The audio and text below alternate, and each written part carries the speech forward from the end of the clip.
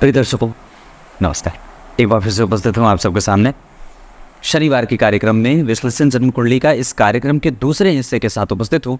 सुबह मैंने इस कुंडली के लग्न चार्ट का विश्लेषण किया था। अभी बारी नवांशा और दशमांशा कुंडली की है। याद रहे, हमेशा ही नवांशा उतनी ही महत्वपूर्ण भूमिका निभाता है ये वर्ग चार्ट जितनी लग्न कुंडली और नवांशा कुंडली को आप अलग अलग देखना ही होगा, क्योंकि आप सिर्फ लग्न कुंडली को देख करके कभी भी किसी निश्चित फलादेश पे नहीं पहुंच सकते हैं।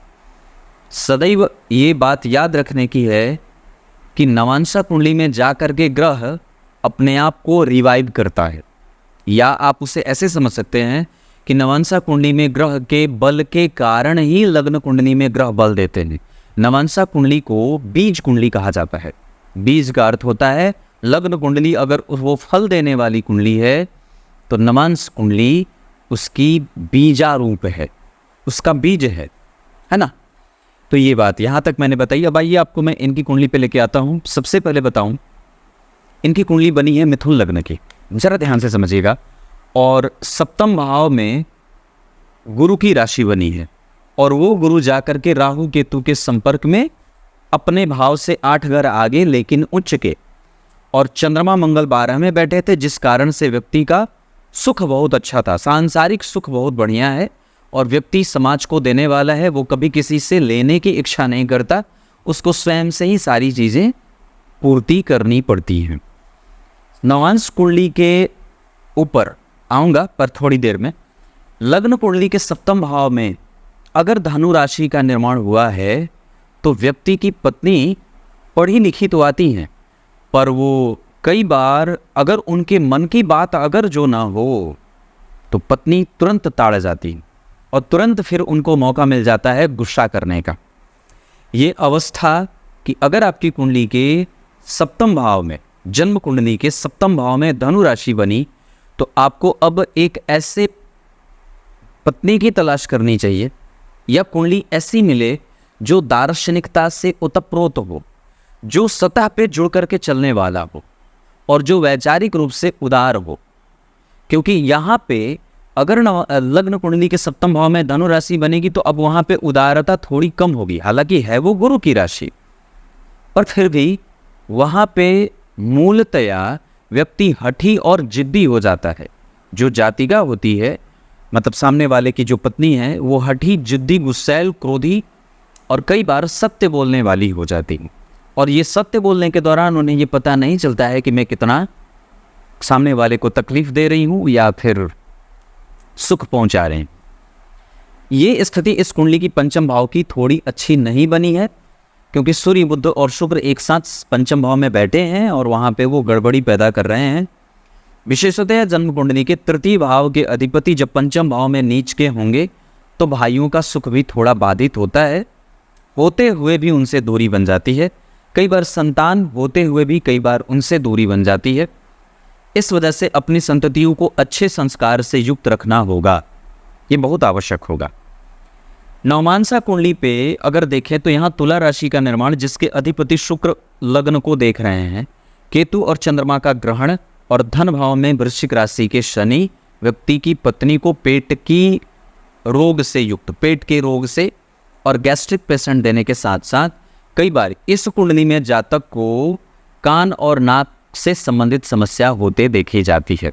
कई बार भुजाओं में दर्द हो सकता है, और कई बार उसका साहस, पराक्रम, यश, बल, प्रतिष्ठा और मेहनत करने का जो प्राबल्य है वो थोड़ा कम सा होता है। आप लोगों को एक बड़ी अच्छी बात बताता हूँ। जन्म कुंडली का तीसरा भाव, किसी ने पूछा था, मैंने 2 दिन पहले भी कार्यक्रम में बात बताई थी कि जन्म कुंडली का तीसरा भाव अगर कमजोर रहेगा तो व्यक्ति को मेहनत करने पे विवश कर देता है।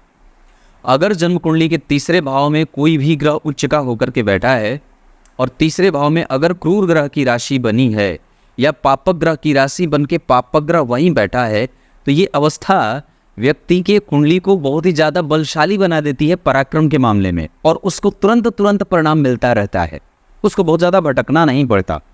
ये बात भी है। ये तो मैंने यहाँ की बात करी। यहाँ पे गुरु बैठे हैं, इस वजह से सामने वाला जो भी मिलेगा, चाहे जैसी भी पत्नी हो, वो मैं नहीं कहूँगा, पर यहाँ पे लग्नेश का लग्न को देखना, शुक्र का सप्तम भाव में बैठना, पीछे सूर्य और राहु हैं, इस वजह से हड्डियों की बीमारी हो सकती है पत्नी को। और यहाँ जो नवांसा कुंडली के तीसरे भाव में शुभ ग्रह की राशि बनी है, शुभ ग्रह बैठा है, इस वजह से व्यक्ति विवाह को तोड़ने में विश्वास नहीं करता। ये जातक की बात होगी, जातिका की नहीं। मतलब ये इनकी पत्नी के बारे में ऐसा ये मत रखेंगे कि नहीं मुझे विवाह तोड़ना नहीं है। इनका विश्वास विवाह तोड़ने में नहीं होगा, और सामने वाले के प्रति जो रिलायबिलिटी होती है वो बहुत ही ज़्यादा एडजस्ट करती है। जीवन भर सदैव व्यक्ति सामने वाले पे विश्वास करता है ना। और एक और भी अच्छी बात यह है कि नवांश कुंडली के तीसरे भाव से आपके दृष्टिकोण को देखा जाता है कि आप विवाह को लेकर के कितने पॉजिटिव हैं और कितने नेगेटिव हैं। आप उस विवाह को बचा कितना रहे हैं और उस विवाह को आप टाइम कितना दे रहे हैं। उसको बांधने में आपने कितना मन लगाया है और तोड़ने में कितना मन लगाया है, ये बात। क्योंकि विवाह टूटे तो उससे बढ़िया है कि हम थोड़े दिन के लिए दूर हो जाएं, ताकि जो खराब दशाएं चल रही हैं और जो जिस कमज़ोर दशा के कारण हमारे बीच में मतभेद हो रहा है वो थोड़ा टल जाए, है ना। तो इस वजह से मैं ये बात कहूँगा कि अगर विवाह में नवांसा कुंडली के तीसरे भाव में अगर कोई शुभ ग्रह बैठा है और अपने ही राशि का बैठा है, जैसे कि यहाँ गुरु बैठे हैं, तो आपको विवाह तोड़ने पे कभी भी नहीं जाना चाहिए। आपको विवाह को बचा करके रखने की कोशिश करनी चाहिए। हो सकता है कि वो ग्रह अभी परिणाम नहीं दे रहा है, पर जैसे दशा बदलेगी वो ग्रह अपना काम करने लगेगा। या फिर कमज़ोर जब ग्रह की दशा चलती है तो कुंडली के सारे नेगेटिव पक्ष, आपकी जन्म कुंडली के चाहे किसी भी पक्ष की बात करें, वो सारे नकारात्मक भाव जो होते हैं या नकारात्मक जितने भी प्रभाव होते हैं वो सब दिखाई देने लगते हैं। लेकिन अगर एक अच्छी दशा चलती है तो सारे अच्छाई जो हैं कुंडली के जो उपस्थित हैं वो सब एक्टिवेट होते हैं और आपको परिणाम देना शुरू करते हैं, है ना। ये बात बहुत ही समझदारी वाली है और तार्किक भी है। यहाँ पे मंगल और बुध का प्रभाव, मतलब नवम भाव के अधिपति के साथ सप्तम भाव के अधिपति का बैठना, इस कुंडली के लिए बुध बाधकेश नहीं होंगे, मार्केश भी नहीं होंगे, राजयोग कारक हो जाएंगे तुला लग्न की कुंडली के लिए बुध। और यहाँ पे शुक्र का बैठना, सप्तमेश अष्टम और लग्न के अधिपति होकर के मंगल और बुध का संबंध, व्यक्ति दोनों ही सामने से, मतलब जब दाम्पत्य की बात करेंगे तो नवांसा में जो मंगल और बुध नवम भाव में बैठे हैं, इसका स्पष्ट उत्तर होगा कि दोनों ही तरफ से ऊर्जा है। वो दोनों लड़ भी सकते हैं और दोनों समान अनुपात में एक दूसरे के सन्निकट आने की कोशिश भी करते हैं। अब उसमें अगर आप किसी भी तरीके से कोई मतभेद करेंगे तो ये गलती आपकी होगी। आपने ग्रह को कितना समझा। जैसे आपको एक उदाहरण देता हूँ, कल मैं मध्य प्रदेश के इंदौर शहर से एक कुंडली देख रहा था। वो बड़े अच्छे पद पे अधिकारी थे, ग्रुप ए बोलते हैं ना, क्या बोलते हैं, ए ग्रेड की नौकरी पता नहीं, मुझे नहीं पता, पर ग्रुप ए की नौकरी वो कर रहे थे। पर उन्होंने कहा कि मैं आईएएस बनना चाहता था और बहुत बड़ा आदमी बनना चाहता था, पर मैं अभी भी गैजेटेड ऑफिसर हूँ, पर फिर भी मुझे नौकरी करने का मन नहीं करता और पता नहीं ये ऐसा क्यों होता है। मैंने उनको कहा, उनकी कुंडली धनु लग्न की थी, धनु लग्न की कुंडली के लिए सप्तम भाव के अधिपति बुध उनकी कुंडली के दूसरे भाव में बैठे थे और दशम भाव के अधिपति होकर के बुध द्वितीय भाव में बैठे थे, और सूर्य जो थे वो जन्म कुंडली में तृतीय भाव में राहु के संग थे और नवम भाव में चंद्रमा केतु के संग थे। तो ये इस चीज़ का उदाहरण मैंने आप लोगों को इसलिए दिया है क्योंकि ये सूर्य राहु के संग और बुध जो है वो जन्म कुंडली के द्वितीय भाव में, नवम भाव में चंद्रमा और राहु का ग्रहण लगा, सूर्य केतु के प्रभाव में, राहु केतु का प्रभाव ऐसा था। तो कहने का अर्थ है कि जब कभी भी सूर्य डेविएट होते हैं, मतलब जब कभी भी जन्म कुंडली में सूर्य डेविएट हो, जन्म कुंडली के दूसरे भाव में किसी अच्छे भाव के अधिपति न बैठे हों, मार्केश बैठे हों, ये जन्म कुंडली का नवम भाव बहुत अच्छा नहीं बैठा है, तो जो चीज़ें आपके पास है, जो आपको मिली हुई हैं, जैसे नौकरी, तो उनकी कुंडली में जो चतुर्थ और छठवें भाव के अधिपति थे, मतलब धनु लग्न की कुंडली के लिए चतुर्थ भाव के अधिपति देवगुरु बृहस्पति होते हैं और छठवें भाव के अधिपति शुक्र होते हैं। उनकी कुंडली में जो गैजेटेड ऑफिसर की जिसकी बात कर रहा हूँ, वो जन्म कुंडली में गुरु और शुक्र दोनों पंचम भाव में बैठे थे, जो नौकरी देने वाले बन जाते हैं, और सूर्य राहु के संग थे तृतीय भाव में। इस वजह से उनका भाग्य उनको किसी भी तरीके से, और दशा भी चल रही थी उनके ऊपर से, शायद सूर्य की ही दशा चल रही थी, ये याद नहीं है, और जो उन्होंने बात कही उसके आधार पे मैंने उनको कहा कि ऐसा आपका मन है क्योंकि आपकी कुंडली में सूर्य राहु के संग है और अभी दशा आपके खिलाफ जा रही है, मतलब आपके पक्ष में नहीं है, इस वजह से ऐसे विचार बनते हैं। तो भगवान मैं आप लोगों को भी यही बात कहूँगा कि हमारे दिमाग में जो भी विचार बनते हैं वो सब हमारी कुंडली में बैठे ग्रह से पहले प्रभावित होते हैं और दूसरा जन्म कुंडली में उस दौरान आपके चलने वाली दशाओं से। तो आपके दिमाग में जो आप निर्णय कई बार लेने चलते हैं वो इस बात से परेशान होने लगती हैं चीज़ें कि आपके ऊपर से दशा किसकी चल रही है। अगर एक कमज़ोर ग्रह की दशा चलेगी तो निस्संदेह वो परेशान करेगा, आपको गलत निर्णय दिलाएगा, ये बात है। तो वहाँ पे भी मैंने यही बात कही थी और यहाँ पे भी ये बात कर रहा हूँ कि यहाँ मंगल और बुध का जो संबंध बन रहा है ये दोनों की तरफ से ही आग ज़्यादा है, मतलब आपको शांत रहना होगा और बहुत ज़्यादा अपने आप को तेज़ तरार न समझ करके सामने वाले की बात को भरपूर सुनने की कोशिश करनी चाहिए। हम मनुष्यों की एक बड़ी अच्छी बात नहीं है जो मैं आप लोगों को बताऊं। मेरे निखिल जी जो आप लोग जानते हैं मेरे ऑफिस में रहते हैं, मैं उनके घर गया था तो वो अपने घर का रसोई घर बना रहे थे। उनकी माता जी कह रही थी कि ये सामान यहाँ रहेगा, ये वॉश बेसिन यहाँ रहेगा, पता नहीं जो भी जैसे जैसे। तो वो मुझे बोले कि आप एक बार मेरे घर चलिए थोड़ा देख लीजिए। मैं गया, उनकी माता जी से मेरी बात हुई तो उन्होंने कहा कि मैं ऐसे कहती हूँ तो ये कहता है ऐसे। मैंने कहा उनसे कि आपकी माता जी को किचन में रहना है, आपको थोड़ी रहना है, इस वजह से उनको उनके हिसाब से करने देना चाहिए। यही बात है कि हम लोग कई बार अपनी स्थिति को सामने वाले पे रखते नहीं और दूसरे वाले की स्थिति को अपने ऊपर नहीं रखते। इस चीज़ से ही कई बार कन्फ्यूज़न ज़्यादा होता है। मतलब सामने वाले को सुनने की आवश्यकता है और आप जब सुनने लगेंगे तो ये कुंडली विवाह के टूटने के कमजोरीपन में नहीं जाएगी। यहाँ मंगल की राशि बनी है, शुक्र बैठे हैं इस वक्त, इस वजह से ये गड़बड़ी भी हो सकती है। अब आपको मैं दशमांसा पे लेके आता हूँ। दशमांसा कुंडली भी मिथुन की बनी, मतलब यहाँ भी मिथुन राशि, यहाँ भी मिथुन राशि। लग्न के अधिपति और दशम के अधिपति गुरु और बुध जन्म कुंडली में एक दूसरे से तृतीय एकादश में पर लग्नेश धन भाव में जरूर बैठे हैं, नीच के और शत्रु की घर में। इस वजह से व्यक्ति को धन बचाने में और उसको धन खर्च करने में गड़बड़ी होगी। मतलब जब कभी भी आप खर्च करने चलेंगे तो आपको ये लगेगा कि नहीं मुझे थोड़ा और भी चाहिए था। मतलब उस समय ऐसा हो सकता है कि आपको ऐसा लगे कि मेरे पास और होता तो मैं और भी ज़्यादा इससे कर सकता था। तो ये जो स्थिति बन रही है वो आपकी कुंडली को कई बार कमज़ोर करने के लिए काफ़ी हो रही है और इस वजह से आपके कुंडली का करियर जो क्षेत्र बना रहा है, जो करियर वाला क्षेत्र है, उसमें आपको बहुत ज़्यादा तल्लीन होकर के धन खर्च करने की आवश्यकता है। धन कमाने के लिए आप किस जगह पे जा रहे हैं, ये रहना तो विदेश में ही है इस कुंडली में, ये तो कुंडली घर पे अंदर नहीं रहेगी। 12वें के केतु वृषभ राशि के अधिपति लाभ भाव में उच्च के सूर्य के संग बैठे हैं, पर वो लाभ को कंफ्यूज भी कर रहे हैं और कई बार आपको व्यय में डाल रहे हैं। इस वजह से इस पर ध्यान देना होगा।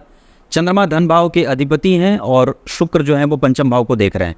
गुरु का प्रभाव ठीक है, इस वजह से मैं उनसे बहुत ज़्यादा कमज़ोर तो नहीं कहूँगा, पर फिर भी थोड़े बहुत द्वंद्व के साथ आपके करियर को आगे बढ़ते देख रहा हूँ। इस कुंडली के दशमांसा में मैं जो समझ रहा हूँ उसके आधार पे भाग्य का सुख आपकी कुंडली में होगा और करियर में मन शांत भी है, पर धन बचाने की आवश्यकता अभी और भी है। मन जो है वो जन्म कुंडली में धन कमाने पे लगता भी है और ऐसा नहीं है, उससे क्षेत्र से लाभ भी है। अब बाकी के वर्ग चार्ट पे ध्यान दे देता हूँ। आपको संतति का सुख निश्चित रूप से बहुत अच्छा है, पर इस भाव में जो स्थिति बनी है सूर्य बुध और शुक्र वाली, वो आपको कई बार परेशान कर सकती है, जो प्रारंभिक मतभेद देता है और बाद में भी मतभेद देता है। इस वजह से ये मत करिएगा। बीच की अवस्था ठीक होती है दाम्पत्य में और बच्चों के लिए, उनके साथ संबंधों के लिए, पर आरंभ में और अंतिम में थोड़ी बहुत दिक्कत हो सकती है। मतलब पत्नी को रोगण देखा जाता है या कई बार पत्नी जो होती हैं वो थोड़ी कम आयु वाली होती है। ऐसा इस कुंडली में माता और पिता के साथ जो संबंध मैं देख रहा हूँ उसके आधार पे माता का सुख बहुत अच्छा और पिता का सुख भी बहुत अच्छा है। आपको घबराना नहीं चाहिए। इस कुंडली में बड़े भाई बहन का सुख थोड़ा कमज़ोर सा देख रहा हूँ, उनका स्वास्थ्य कमज़ोर हो सकता है अगर वो हैं तो। छोटे भाई बहन का सुख इस कुंडली में ठीक है, उसको लेकर के बहुत ज़्यादा चिंतित नहीं होना है। हालांकि संबंध उनमें कभी कभी गड़बड़ होगा, वो एक कलयुगी प्रभाव। वैसे इस कुंडली में भगवान के प्रति श्रद्धा और विश्वास दोनों में कन्फ्यूज़न है, उसको और भी बलवान बनाइए। इस कुंडली की एजुकेशन वाली स्थिति बहुत अच्छी है, मन लगता है पढ़ने में, पर कई बार परिस्थितियाँ विकट हुई हैं जिसके कारण पढ़ाई ड्रॉप भी हुआ है। आप अगर चाहें तो उच्च शिक्षा के लिए अब अप्लाई कर सकते हैं, ये आपकी कुंडली की बात है। अब मैं आपको आपकी कुंडली में दशाओं पे चर्चा कर दूं तो इस कुंडली में सूर्य और चंद्रमा में से चंद्रमा के पास बल ज़्यादा है, सूर्य को बल देने की आवश्यकता है। इस वजह से आदित्य हृदय स्तोत्र का पाठ, सूर्यार्घ देना, ओम आदित्याय नमः का जप, रक्त चंदन की माला धारण करना चाहिए। रविवार को नमक बिल्कुल बंद रखिए और समय पे सोइए और समय पे जागिए। इतना। चंद्रमा और मंगल में, मंगल और चंद्रमा इन दोनों में मंगल का बल ज़्यादा है, लेकिन वो आपको वैज्ञानिकता देंगे और कई बार गलत निर्णय लेने वाला भी बना सकते हैं। इस वजह से जल्दबाजीपन से युक्त होकर के कोई भी निर्णय मत लीजिएगा। इस कुंडली में मंगल और बुध में से मंगल का बल ज़्यादा है, बुध का बल कमज़ोर है।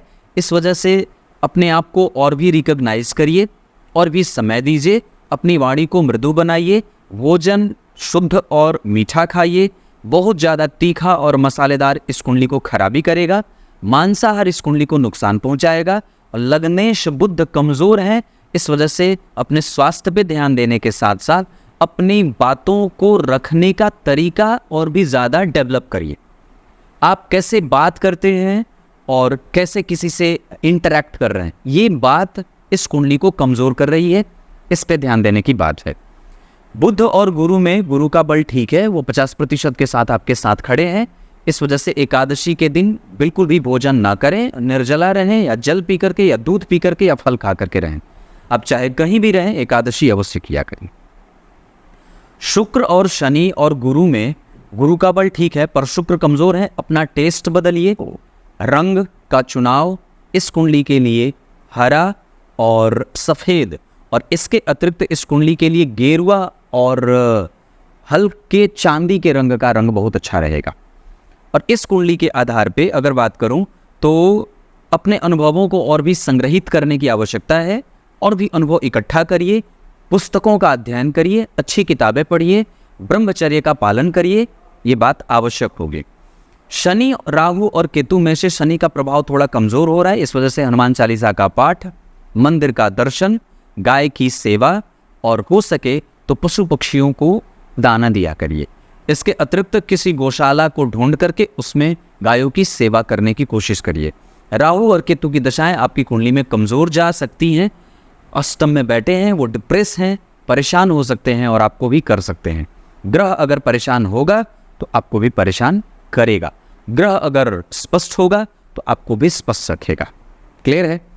इस कुंडली में कमज़ोर जा सकती है चंद्रमा और मंगल की दशाओं में राहु का अंतर प्रत्यंतर, गुरु और राहु और केतु के दशाओं में अंतर प्रत्यंतर उनका, और कई बार राहु की दशा में गुरु, गुरु की दशा में राहु, गुरु की दशा में बुध, शुक्र और सूर्य कभी कभी परेशान कर सकते हैं। बस इतनी सी बात है। अगर कोई भी अच्छा काम करना हो तो आपकी कुंडली में शनि का अंतर प्रत्यंतर और मंगल का अंतर प्रत्यंतर बहुत अच्छा रहेगा। इस कुंडली में सूर्य, बुध और शुक्र को ठीक करने के लिए मैंने जितने भी उपाय बताए हैं वो आपको करना चाहिए। तब तक के लिए बहुत बहुत नमस्कार।